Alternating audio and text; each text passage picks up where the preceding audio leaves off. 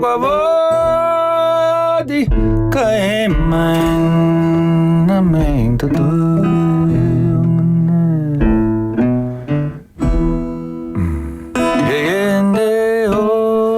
Well, today I was thinking about something that you said ages ago about when you wanted to hear music in Kinshasa, where you were from, when you were younger, that you'd sort of walk of great distances. It was I do the same now on YouTube. Yeah, I was just going to say, your feet were your internet back then, but I just love that idea of, I think it's like a very romantic sort of idea. That was the only way, because you couldn't hear. I mean, in Congo you hear mostly, circus music or rumba, some African music, like from, different African music. You don't really hear a lot of different music.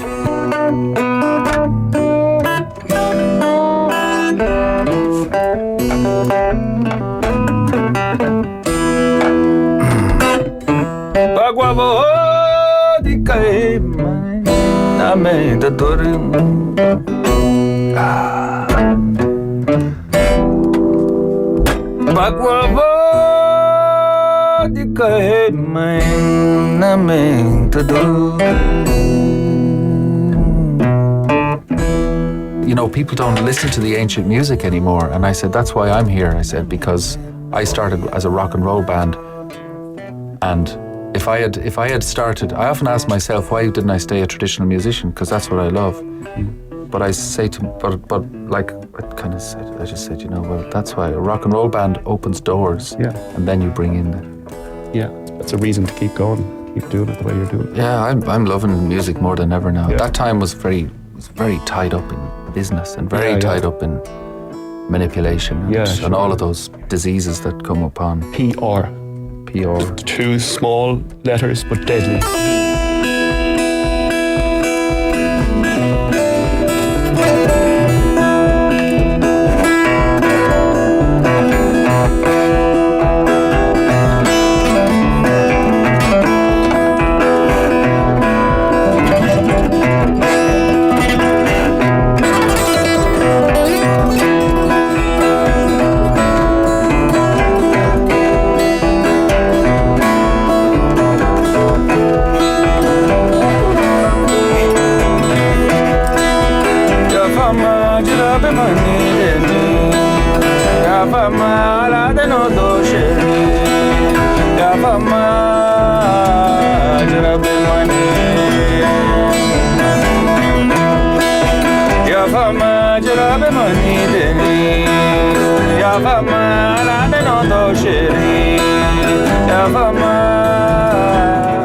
I was just hugely impressed by Niwel's style of playing. From the sort of virtuosity of his ability to just play any style, coupled with the vibration of where he comes from, I just had my attention. And we got chatting then and talked.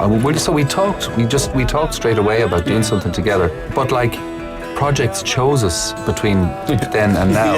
There's only one thing that actually was an arrangement where Niwel said, will you come and sing this song on a record? Other than that, like, just these projects came, and that happens with music a lot, and it definitely happens, I think, when people follow their feelings with music.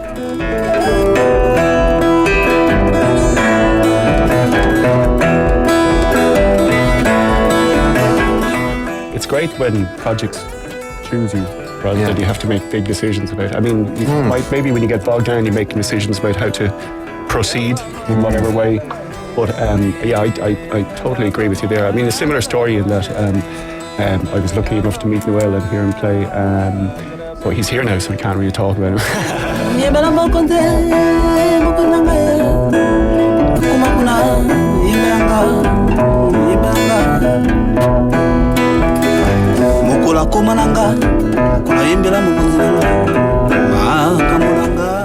I mentioned the film to you, Niwel, just a while ago, the When We Were Kings documentary about Muhammad Ali and George Foreman. So that's in Kinshasa.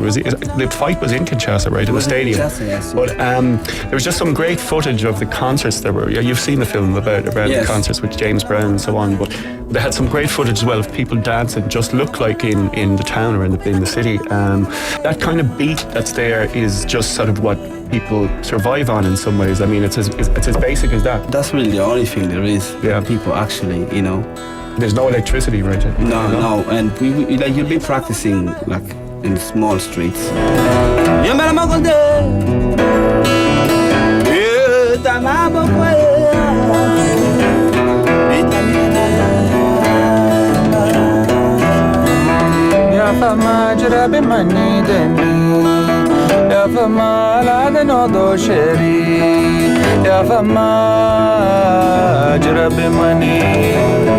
So last day, I was telling you about the recording of Tony McMahon and Noel Hill in Knocknagree, which has the dancers from West Clare with the music in Knocknagree, and the way that's recorded,